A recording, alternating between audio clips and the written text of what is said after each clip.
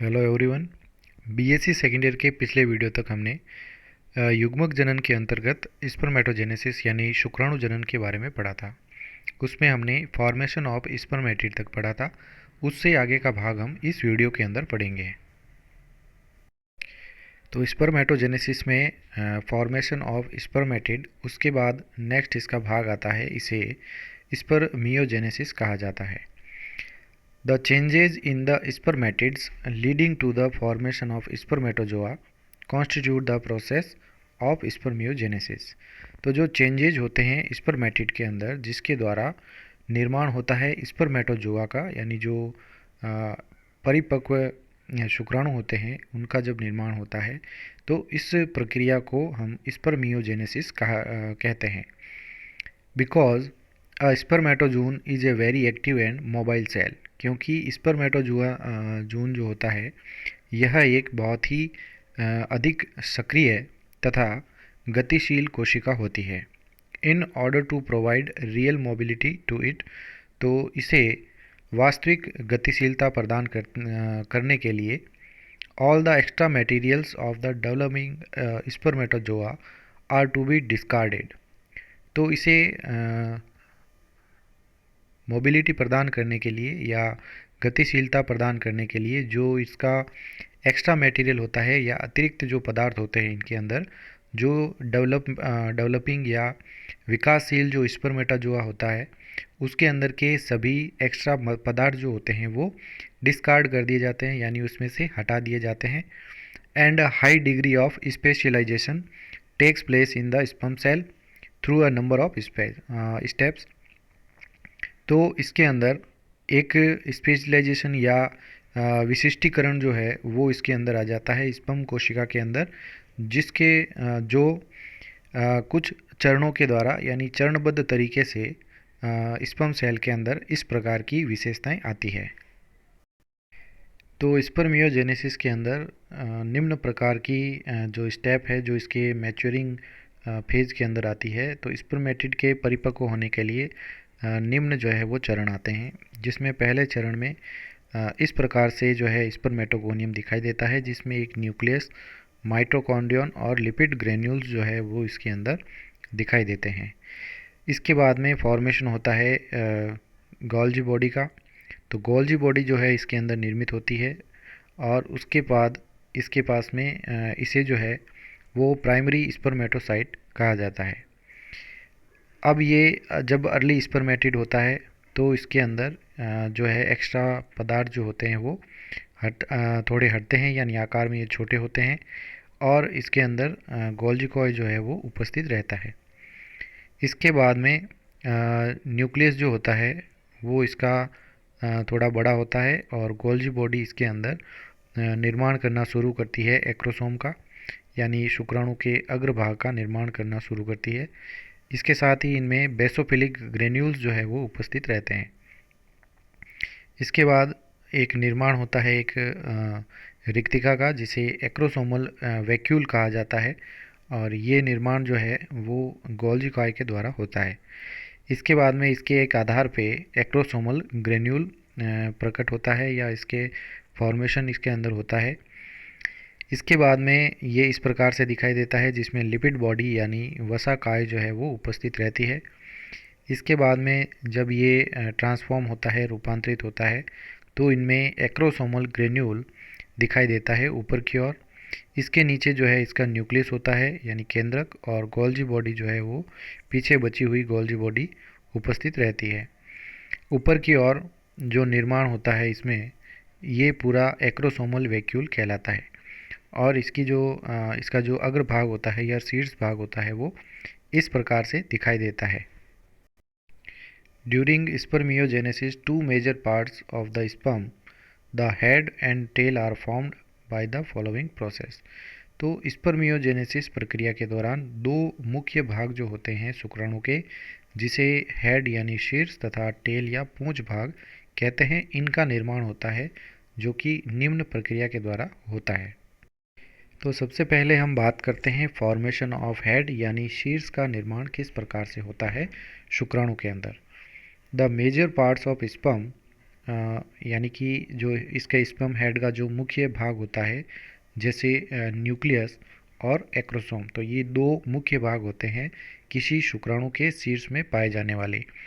Undergo the following changes to form a sperm head, और इनके अंदर निम्न प्रकार के परिवर्तन आते हैं जिसके द्वारा स्पर्म या शुक्राणु के सिर का निर्माण होता है। तो सबसे पहले आता है चेंजेज इन न्यूक्लियस, यानी कि इसके केंद्रक में किस प्रकार के परिवर्तन आते हैं। ड्यूरिंग स्पर्मियोजेनेसिस, तो स्पर्मियोजेनेसिस के दौरान the nucleus of spermatid shrinks by losing much of its water from the nuclear cap. तो इसका जो न्यूक्लियस होता है स्पर्मेटिड का, ये श्रिंक हो जाता है यानी सिकुड़ जाता है। और ये सिकुड़ने का जो कारण होता है, ये इसमें ये होता है कि इसका जो अतिरिक्त जल होता है जो कि इसके अंदर उपस्थित होता है न्यूक्लियस के अंदर, वो इसके अंदर उसकी क्षति हो जाती है, यानी वो बाहर निकल जाता है, जो कि न्यूक्लियर कैप या केंद्रक ढक्कन के द्वारा बाहर निकाल दिया जाता है। And the chromosome becomes closely packed into A small volume, और इसके अंदर जो क्रोमोजोम या गुणसूत्र होते हैं वो सहज तरीके से यानी निकट रूप से पैक हो जाते हैं एक छोटे से आयतन के अंदर ही। Whole of ribonucleic acid is eliminated, इसके अंदर जितना भी आरएनए होता है यानी राइबोन्यूक्लिक अम्ल जो होता है वो एलिमिनेट हो जाता है या बाहर निकाल दिया जाता है।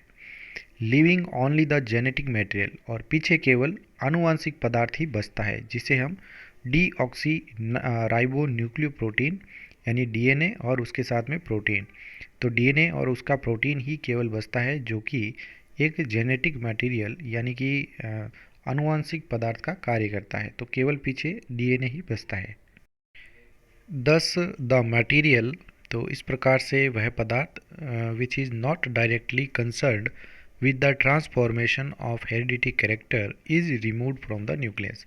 तो इस प्रकार का ऐसे पदार्थ जो कि सीधे ही जुड़े हुए नहीं रहते हैं ट्रांसफॉर्मेशन के अंदर, जो कि ट्रांसफॉर्मेशन होता है इनके हेरिडिटरी कैरेक्टर्स के अंदर, यानी कि इसके आनुवांशिक लक्षणों के अंदर जो सीधे इन्वॉल्व नहीं होते हैं पदार्थ, वे हमेशा इसमें से रिमूव कर दिए जाते हैं न्यूक्लियस के साथ में। तो न्यूक्लियस के अंदर से वो सभी पदार्थ हटा दिए जाते हैं जो इसके आनुवांशिक पदार्थ के रूप में काम नहीं करते हैं, तो वो सभी पदार्थों को हटा देते हैं।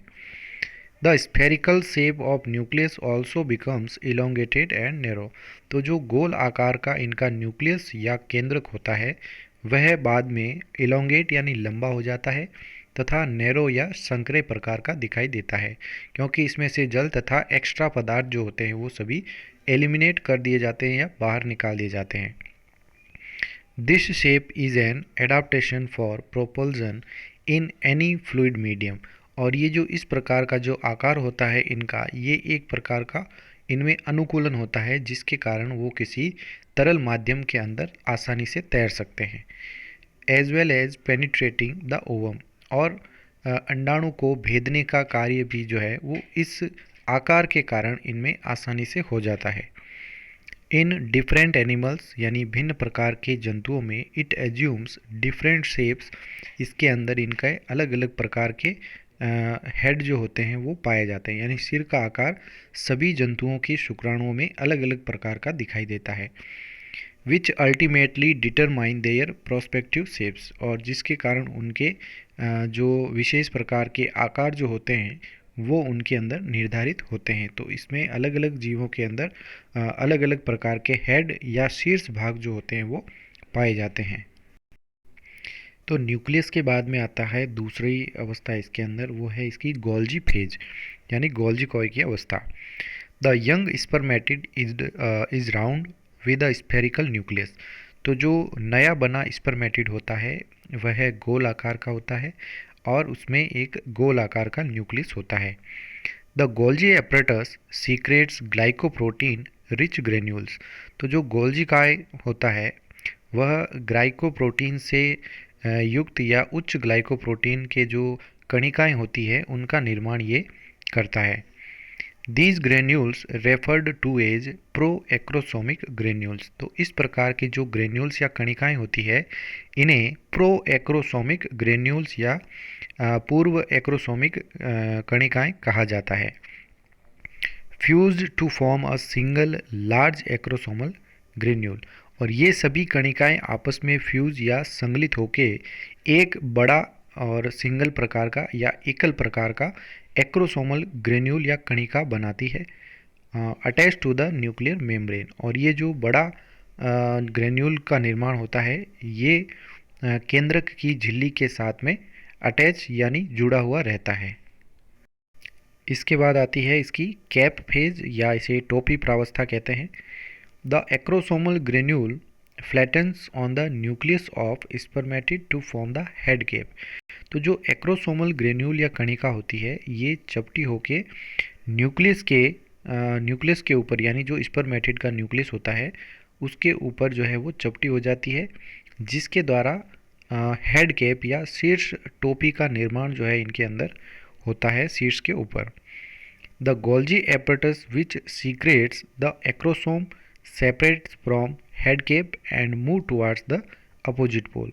तो जो गोल्जी एपरेटस या गोल्जिकाय होता है जो कि एक्रोसोम का निर्माण करता है, ये बाद में सेपरेट या अलग हो जाता है फ्रॉम द हेड कैप, यानी इसके शीर्ष टोपी के साथ से अलग हो जाएगा, और यह बचा हुआ जो भी गोल्जी एपरेटस होता है वो अपोजिट पोल या विपरीत ध्रुव की ओर जो है गति कर जाता है।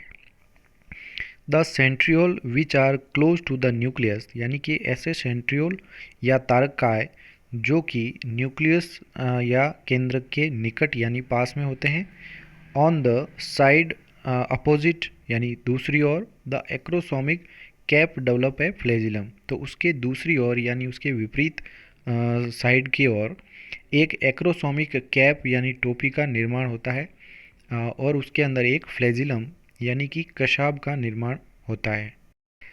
इसके बाद जो अवस्था आती है इस प्रावस्था को कहते हैं एक्रोसोम प्रावस्था। The remaining part of the Golgi apparatus is gradually reduced.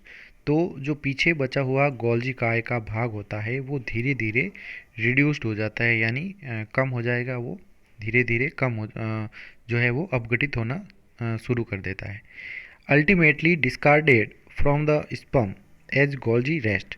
तो इसके बाद में यह स्पम के अंदर से इसे बाहर निकाल दिया जाता है, जिसे गोल्जी रेस्ट कहा जाता है, यानी गोल्जी कॉय का अपशिष्ट यानी उससे बचा हुआ भाग, तो इसे गोल्जी रेस्ट कहते हैं। अलोंग विद सम साइटोप्लाज्म, और इसके साथ में कुछ साइटोप्लाज्म या कोशिका द्रव्य जो होता है इसके हेड पार्ट में, उसको भी उसको बाहर जो है वो निकाल दिया जाता है।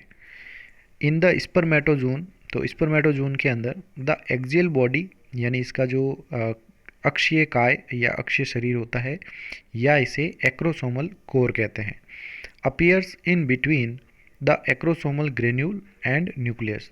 तो इसका जो अक्षीय काय होता है या एक्रोसोमल जो कोर होता है यह दिखाई देता है इसके अंदर एक्रोसोमल कणिका तथा न्यूक्लियस यानी केंद्र के मध्य इसका अक्ष भाग दिखाई देता है। Producing it self from behind into the acrosomal granule, और यह स्वयं ही अपने आप का निर्माण करता है, जो कि एक्रोसोमल जो ग्रेन्यूल होता है उसके पीछे का भाग जो है वो स्वतः ही निर्मित होता रहता है। This body develops during its approach to the egg. तो यह जो काय होती है इसका निर्माण होता है जब ये एग या जो अंडाणु होता है उसके पास में पहुंचने से पहले जो है वो इसका निर्माण होता है, यानी एक्रोसोम का निर्माण होता है। It contains a few enzymes, इसके अंदर कुछ एंजाइम्स होते हैं which are used to dissolve the egg membranes, जिसका उपयोग जो है अंडाणु की झिल्लियों को गलाने के लिए काम में लिया जाता है ड्यूरिंग द फर्टिलाइजेशन प्रोसेस, यानी निषेचन की क्रिया के दौरान अंडाणु की झिल्लियों को गलाने का कार्य जो है एक्रोसोम के अंदर उपस्थित जो एंजाइम्स होते हैं वो करते हैं। और ये जो बात है वो कॉल्विन एंड कॉल्विन ने 1961 के अंदर पता लगाई थी। Thank you so much. इसके बाद का अगला भाग जो है वो हम नेक्स्ट वीडियो के अंदर पढ़ेंगे।